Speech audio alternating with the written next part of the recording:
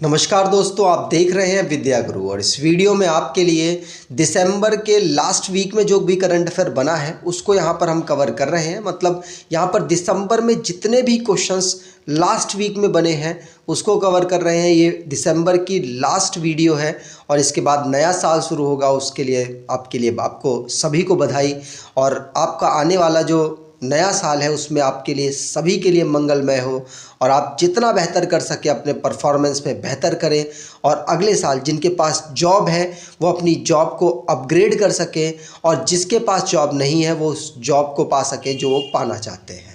चलिए स्टार्ट करते हैं वीडियो को। इस वीडियो में आपके लिए जो भी करंट अफेयर है उसको हम सारे जो भी करंट अफेयर सभी को हम कवर करेंगे।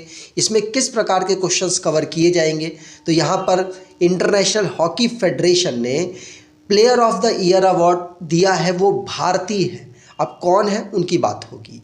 साथ साथ जो चीफ गेस्ट हैं वो भारत में कौन, रिपब्लिक डे के अवसर पर कौन बनकर आएंगे, किस देश से बनकर आएंगे उनकी बात करेंगे और किस देश को पहले भारत ने इनवाइट किया था लेकिन उन्होंने आने से मना कर दिया, उनकी भी बात होगी।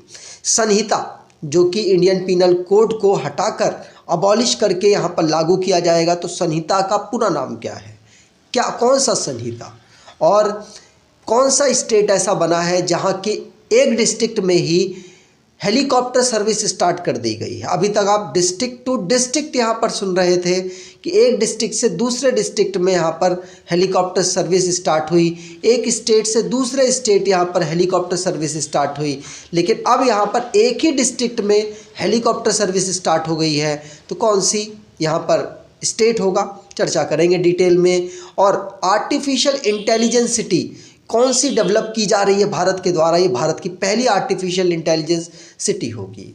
वर्ल्ड की मोस्ट ब्यूटीफुल एयरपोर्ट कौन सा है जिसको यूनेस्को के 2023 के प्रिक्स वर्साइल्स में अनाउंस किया गया है, भारतीय है इसीलिए इम्पॉर्टेंट है। और गुड गवर्नेंस डे जो कि हम ऑब्जर्व करते हैं, मतलब जितने भी इम्पॉर्टेंट डेज हैं उनको भी हम यहाँ पर साथ में डिस्कस करेंगे। तो चलिए स्टार्ट करते हैं वीडियो को। पहला क्वेश्चन है आपके लिए कि इंटरनेशनल हॉकी फेडरेशन ने player of the year award 2023 announce किया है, इनका नाम क्या है। तो player of the year award ये अनाउंस किया है, ये भारतीय हैं हार्दिक सिंह। कौन? हार्दिक सिंह। और हार्दिक सिंह को यहाँ पर इंटरनेशनल हॉकी फेडरेशन ने player of the year award, भारतीय है इसीलिए नाम इम्पॉर्टेंट है। साथ साथ भारत की ही सविता हैं जो कि इंटरनेशनल हॉकी फेडरेशन ने goalkeeper of the year announce किया है। सविता की बात करें तो ये 2021 और 2022 और 2023 तीनों साल लगातार goalkeeper of the year award इनको मिला है। इस बार इनको ही अकेले गोलकीपर ऑफ द ईयर का अवार्ड नहीं मिला, इनके अलावा पिरमिन ब्लैक जो कि डच की गोलकीपर है उनको भी ये अवार्ड मिला है। तो तीन नाम आपको याद रखने हैं, हार्दिक सिंह का और सविता जो कि वुमेन जो हॉकी टीम है उसकी गोलकीपर है उनका, और पिरमिन ब्लैक का, ये डच की गोलकीपर है। ये भी पूछा जा सकता है कि भारतीय के साथ किसको सब में एक साथ goalkeeper of the year award मिला, वो किस देश से बिलोंग करती हैं, ये भी आपसे पूछा जा सकता है। इसलिए तीनों चारों पॉइंट्स याद रखिएगा। यहाँ पर आप हार्दिक सिंह को देख सकते हैं। अगला क्वेश्चन, आर्म्ड फोर्स, किस आर्म फोर्स को ओल्डन आउल अवार्ड से यहाँ पर सम्मानित किया, क्योंकि उनका परफॉर्मेंस बहुत ही बेहतर रहा है और उनके परफॉर्मेंस को देखते हुए गोल्डन आउल अवार्ड किस देश ने दिया। पहली बात ये श्रीलंका ने दिया है। श्रीलंका ने दिया किस देश की आर्मी को, तो ये इंडियन एयरफोर्स, इंडियन आर्मी और इंडियन नेवी, इन तीनों को ये अवार्ड मिला है गोल्डन आउल अवार्ड। और ये किसने दिया, तो ये श्रीलंका के इस समय पर प्रेसिडेंट हैं विक्रमासिंघे, इस समय पर प्रेसिडेंट हैं, उनके द्वारा ये अवार्ड दिया गया है। ध्यान रखिएगा, उनके परफॉर्मेंस को देखते हुए तीनों को यहाँ पर गोल्डन आउल अवार्ड मिला है। ठीक, अब ये जो अवार्ड है ये श्रीलंका के प्रेसिडेंट, मैंने आपको बता दिया, रानिल विक्रमासिंघे के द्वारा यहाँ पर प्रेजेंट किया गया है। और यहाँ पर जो future leadership, thinking stability, thinking strategy और एनालाइजिंग स्किल को देखते हुए बेहतर जिस कंट्री की आर्म फोर्स ने परफॉर्मेंस किया उनको दिया जाता है। तो इस बार भारत की आर्मी को, भारत की नेवी को, भारत की एयरफोर्स को यह अवार्ड मिला है। ठीक, अगला क्वेश्चन, किस स्टेट की पुलिस ने व्हाट्सएप चैनल को अपने स्टार्ट किया है और अलग अलग डिस्ट्रिक्ट्स में या इसकी यूनिट्स बनाई गई हैं। और भारत में ऐसा पहली बार हो रहा है कि व्हाट्सएप के माध्यम से एक दूसरे की जो थाने हैं, जिलों के थानों को कवर करने की या कनेक्ट करने की कोशिश की गई है। और ये की गई है उत्तर प्रदेश की पुलिस ने। उत्तर प्रदेश की पुलिस ने एक व्हाट्सएप चैनल बनाया है जिसके माध्यम से एक दूसरे डिस्ट्रिक्ट्स, मतलब लगभग सारे डिस्ट्रिक्ट को एक दूसरे से कनेक्ट करने की बात की गई है, जिससे कि एक दूसरे के कोलैबोरेशन से काम हो सके। इस समय पर उत्तर प्रदेश की डीजी मतलब डायरेक्टर जनरल ऑफ पुलिस कौन है? तो विजय कुमार है। कौन? विजय कुमार, उत्तर प्रदेश पुलिस। अगला क्वेश्चन, चीफ गेस्ट जो हमारा रिपब्लिक डे होने वाला है उसमें कौन आएंगे? तो चीफ गेस्ट के रूप में फ्रांस के प्रेसिडेंट इमैनुअल मैक्रोन ये चीफ गेस्ट के रूप में 75 नंबर का जो हमारा रिपब्लिक डे है 26 जनवरी को हम ऑब्जर्व करते हैं, उस दिन ये आने वाले हैं। याद रखिएगा, मिनिस्ट्री ऑफ एक्सटर्नल अफेयर्स ने इसकी अनाउंसमेंट की है। क्यों? क्योंकि जो बाइडन ने यहाँ पर अनाउंस किया था, जो बाइडन ऑफिस ने यहाँ पर अनाउंस किया था कि वो अब भारत में 26 जनवरी के अवसर पर जो रिपब्लिक डे परेड ऑर्गेनाइज होगी वहाँ पर कुछ रीजंस की वजह से वो नहीं आ पाएंगे।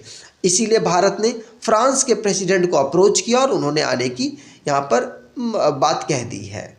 अगर बात करें पूरे हिस्ट्री में ये कौन से पर्सन है जो कि फ्रांस से और भारत के रिपब्लिक डे के अवसर पर चीफ गेस्ट बन के आ रहे हैं, तो ये छठे पर्सन होंगे।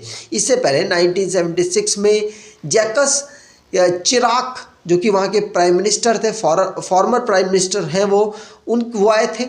उसके बाद अब 2024 में इमैनुअल मैक्रोन आएंगे, ध्यान रखिएगा। तो छठवीं बार फ्रांस से यहाँ के चीफ और यहाँ के जो हेड हैं वो आने वाले हैं। ठीक, अगला क्वेश्चन, साहित्य अकेडमी अवार्ड रिसेंटली में दिए गए, नाम अनाउंस पहले ही हो चुके थे, तो साहित्य अकेडमी अवार्ड दिए गए, रिवाइज कर लेते हैं। जैसे कि साहित्य अकेडमी अवार्ड हिंदी लैंग्वेज में किसको मिला है? तो ये मिला है संजीव को। किसके लिए मिला है? तो मुझे पहचानो के जो इनकी एक नोवेल है उसके लिए ये मिला है। याद रखिएगा, सुल्तानपुर उत्तर प्रदेश से ये बिलोंग करते हैं संजीव। इनको कौन सा साहित्य अकेडमी अवार्ड हिंदी लैंग्वेज का मिला है, मुझे पहचानो। ठीक, अगला क्वेश्चन, साहित्य अकेडमी अवार्ड इंग्लिश लैंग्वेज में किसको मिला है? तो इंग्लिश लैंग्वेज में नीलम शरण कौर को। किसको? नीलम शरण कौर को। ध्यान रखिएगा, नीलम शरण कौर को यह अवार्ड मिला है। और किसके लिए? रिक्वीम इन रागा जानकी। क्या? इनकी एक नोवेल है इंग्लिश लैंग्वेज में, रिक्वीम इन रागा जानकी। इसके लिए इनको ये अवार्ड मिला है। ये भी उत्तर प्रदेश से बिलोंग करती हैं, उत्तर प्रदेश के प्रयागराज से ये बिलोंग करती हैं। ठीक, यहाँ पर आप देख सकते हैं। अगला क्वेश्चन, साहित्य अकेडमी, वैसे अगर साहित्य अवार्ड की बात करें तो साहित्य अकेडमी अवार्ड 24 लैंग्वेजेस में दिया जाता है। 22 तो हमारी 8वीं अनुसूची में डिस्क्राइब लैंग्वेज है और 2 एक राजस्थानी और इंग्लिश, इन दोनों में भी साहित्य अकेडमी अवार्ड मिलता है। ध्यान रखिएगा, ये बेसिक पॉइंट है। और साहित्य अकेडमी युवा पुरस्कार हिंदी लैंग्वेज में किसको मिला है? तो साहित्य अकेडमी युवा पुरस्कार अतुल कुमार राय को मिला है। किसको? अतुल कुमार राय को। चांदपुर की चंदा, किसके लिए? इनकी नोवेल है चांदपुर की चंदा, उसके लिए यहाँ पर हिंदी लैंग्वेज में अवार्ड मिला है साहित्य अकेडमी का। अगला क्वेश्चन, साहित्य अकेडमी युवा पुरस्कार 2023 किसको मिला है? इंग्लिश लैंग्वेज में। तो इंग्लिश लैंग्वेज की बात करें तो इंग्लिश लैंग्वेज में अनिरुद्ध कैनिसेट्टी को मिला है। किसको? अनिरुद्ध कैनिसेट्टी। और इनको किसके लिए मिला है? तो इनकी बुक है lord of the Deccan, southern India from the Chalukyas to the Cholas. इसके लिए इनको ये युवा पुरस्कार 2023 इंग्लिश लैंग्वेज के लिए मिला है, लॉर्ड ऑफ द डेक्कन के लिए। ध्यान रखिएगा, पूछा जा सकता है। अगर बाल साहित्य पुरस्कार की बात करें तो हिंदी लैंग्वेज में मिला है सूर्यनाथ सिंह को। इनकी बुक है कौतक ऐप के लिए। किसको? कौतक ऐप के लिए, ध्यान रखिएगा। और अगर बाल साहित्य पुरस्कार इंग्लिश लैंग्वेज की बात करें तो ये मिला है सुधा मूर्ति को। सुधा मूर्ति को मिला है grandparents bag of stories. क्या? Grandparents bag of stories, ध्यान रखिएगा। अगला क्वेश्चन है कि जो संहिता इंडियन पीनल कोड आप लगातार सुनते आ रहे होंगे, आईपीसी की धारा ये, आईपीसी की धारा वो के तहत आपको यहाँ पर जुर्माना होता है, आपके खिलाफ एक्शन लिया जाएगा वगैरह वगैरह। अब आईपीसी को यहाँ पर भारतीय जो कैबिनेट है उसके द्वारा यहाँ पर इसको समाप्त कर दिया गया और अब इसकी जगह संहिता लाया गया है। कौन सी संहिता? तो आईपीसी को अब यहाँ पर हटाकर भारतीय न्याय संहिता आई है। ध्यान रखिएगा, भारतीय न्याय संहिता। और आईपीसी की बात करें तो इसका सजेशन 1834 से यहाँ पर चल रहा था, 1862 में इसे अपना लिया गया और उसके बाद से लगातार हम इसी कानून को फॉलो कर रहे थे। लेकिन अब इसका नाम चेंज करके भारतीय न्याय संहिता कर दिया गया है, ध्यान रखिएगा। ठीक, अगर बात करें क्या इसके अलावा कुछ और भी किया गया है? बिल्कुल, 3 लगातार यहाँ पर कानून के नाम चेंज किए गए हैं।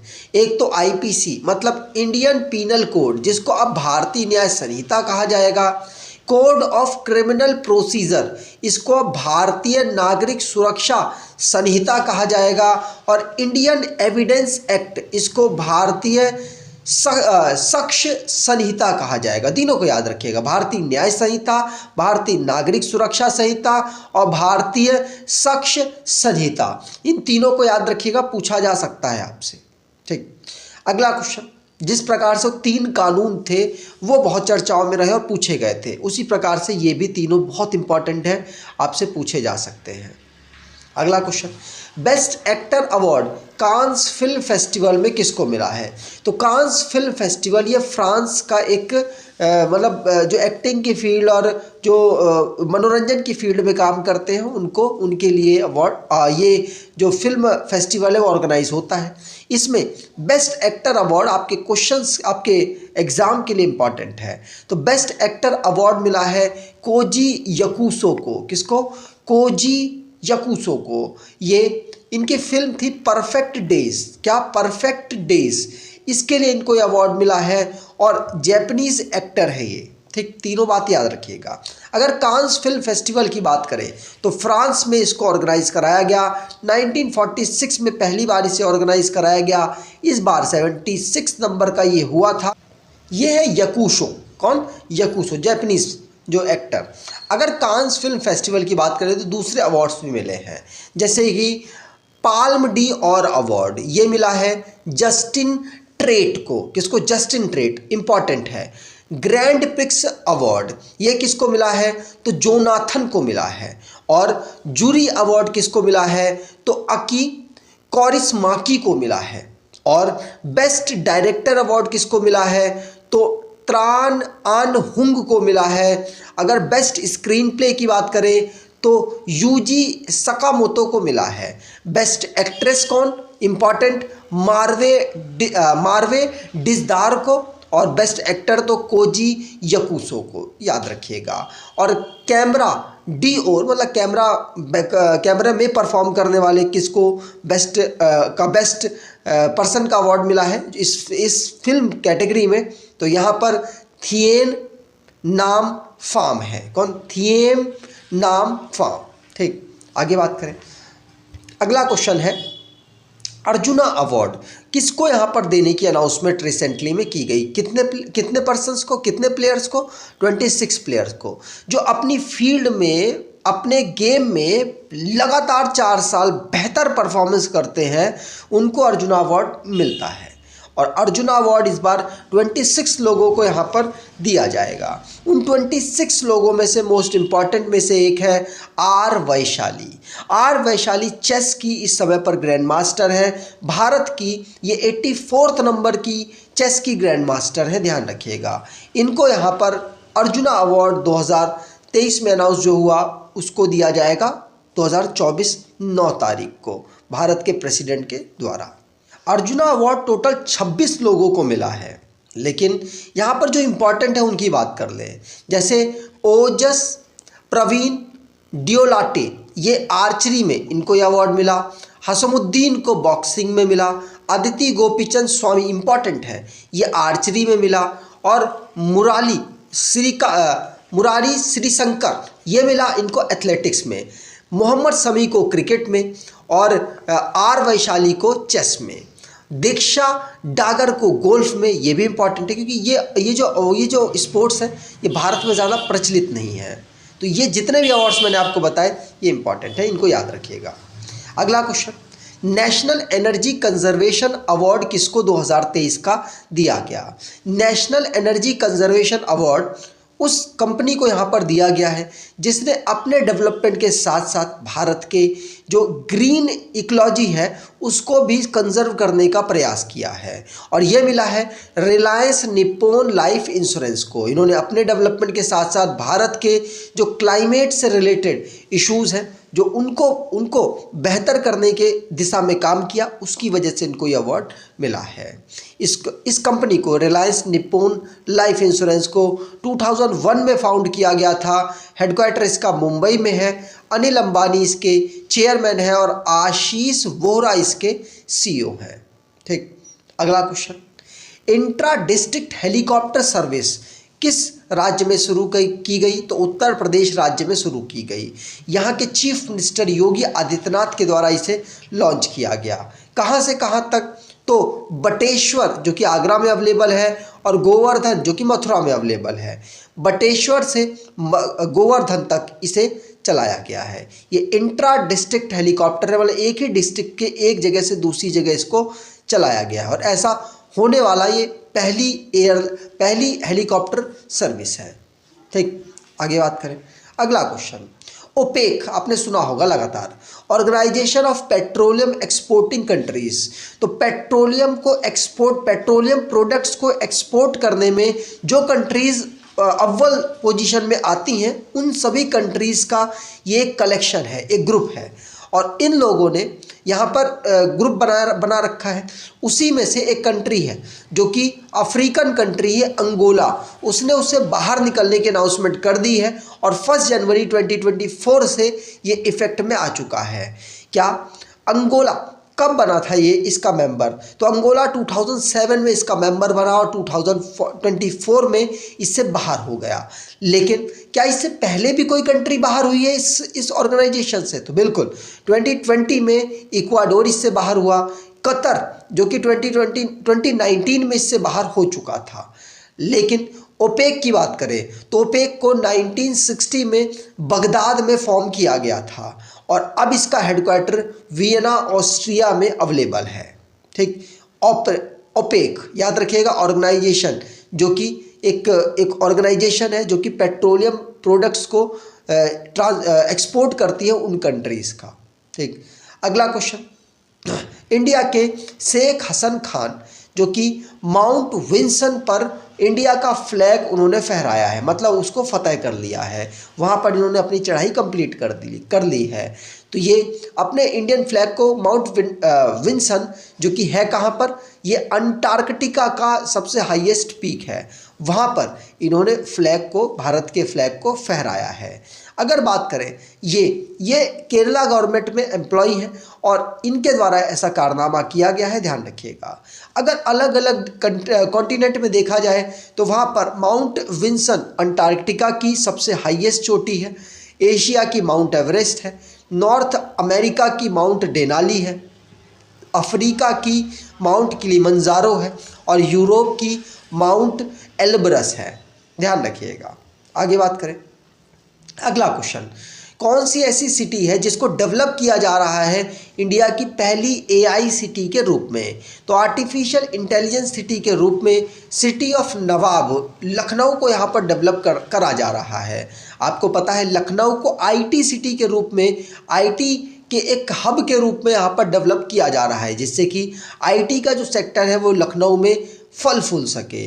इसी के साथ साथ इसको इंडिया की पहली AICT के रूप में भी डेवलप करने की कोशिश उत्तर प्रदेश सरकार with collaboration to another companies and Bharat सरकार इसको डेवलप करने की कोशिश कर रहे हैं, ध्यान रखिएगा। ठीक, अगला क्वेश्चन, खेलो इंडिया यूथ गेम 2023 वाला ये 2024 में हो रहा है, क्योंकि कोरोना की वजह से डिले हुआ था। 2024 में जनवरी में इसे ऑर्गेनाइज कराया जाएगा। कहाँ पर? तो तमिलनाडु की सिटीज़ में कराया जाएगा। कहाँ पर? तो तमिलनाडु की कैपिटल चेन्नई में, मदुरई में, ट्रिची में और कोयम्बटूर में, यहाँ पर इसको होस्ट किया जाएगा। ध्यान रखिएगा, यहाँ पर जितने भी राज्य और जितने भी यूनियन टेरिटरी हैं सभी के एथलीट अंडर 18 कैटेगरी वाले यहाँ पर परफॉर्म करेंगे। ठीक, अगला क्वेश्चन, इंडिया जो कि टोटल डेबिट लगातार सितंबर तक इंक्रीज हुआ। सितंबर तक भारत का डेबिट मतलब कर्ज भारत पर कितना हो गया? तो 2005 लाख करोड़ रुपीस का हो चुका है। किसके द्वारा बताया गया? तो IMF इंटरनेशनल मॉनेटरी फंड के द्वारा ये बताया गया है।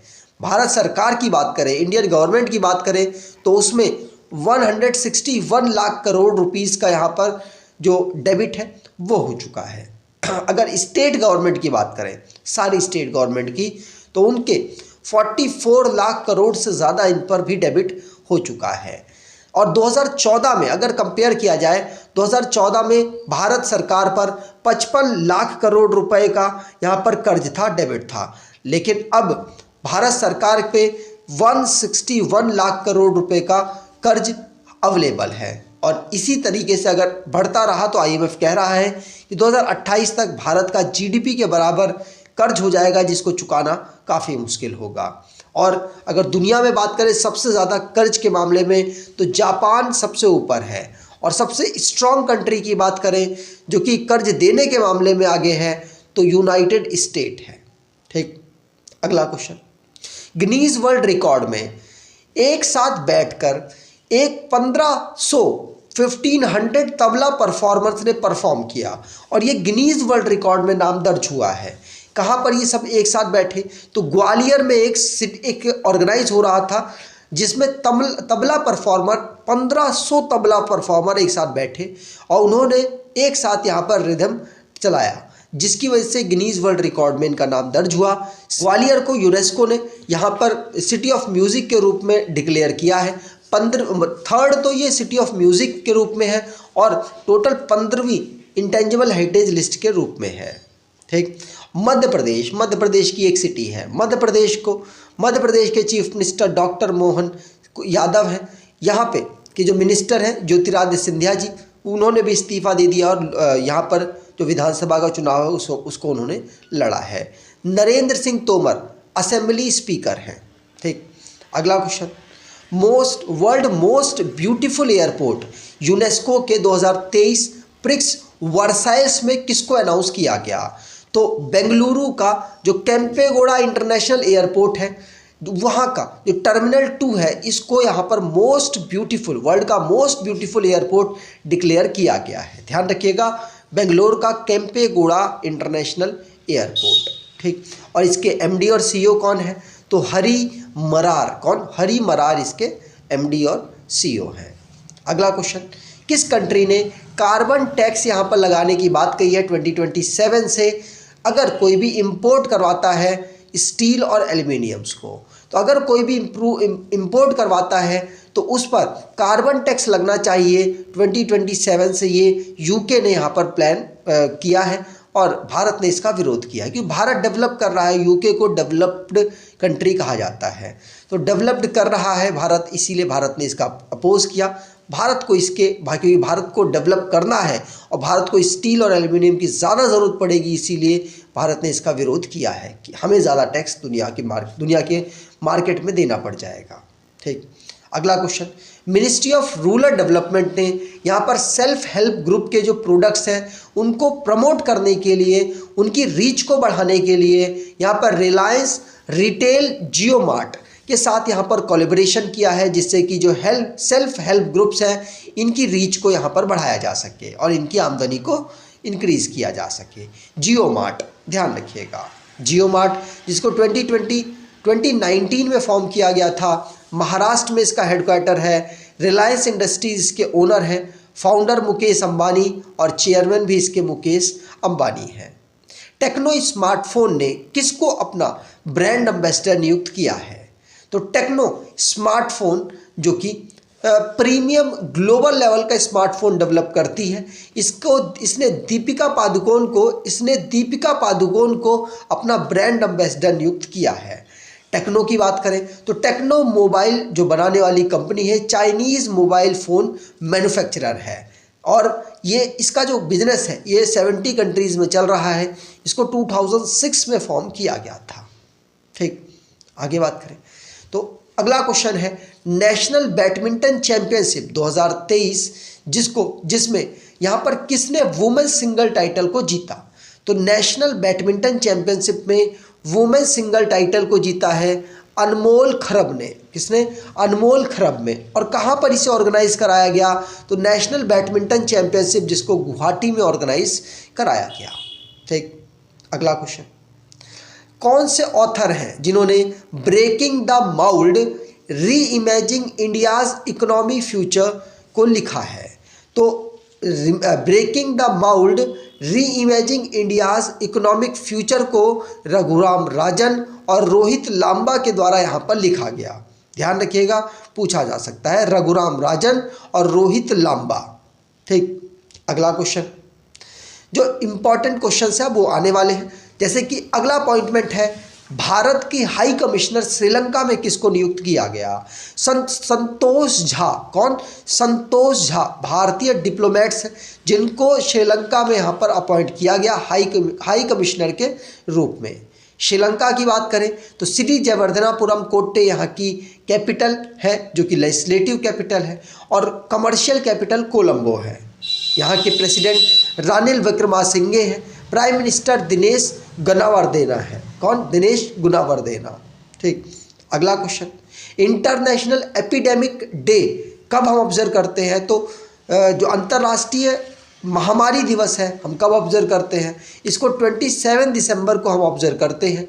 यूनाइटेड नेशन जनरल असेंबली ने international day of epidemic preparedness को दिसंबर 2020 में अनाउंस किया था। उसी को याद दिलाते हुए हम 27 दिसंबर को, जो कि कोविड-19 में बहुत लॉस हुआ था दुनिया का, फाइनेंशियली भी और जो लोगों का भी, उसी को याद दिलाने के लिए 27 दिसंबर को हम हर साल इंटरनेशनल एपिडेमिक डे ऑब्जर्व करते हैं, महामारी दिवस ऑब्जर्व करते हैं।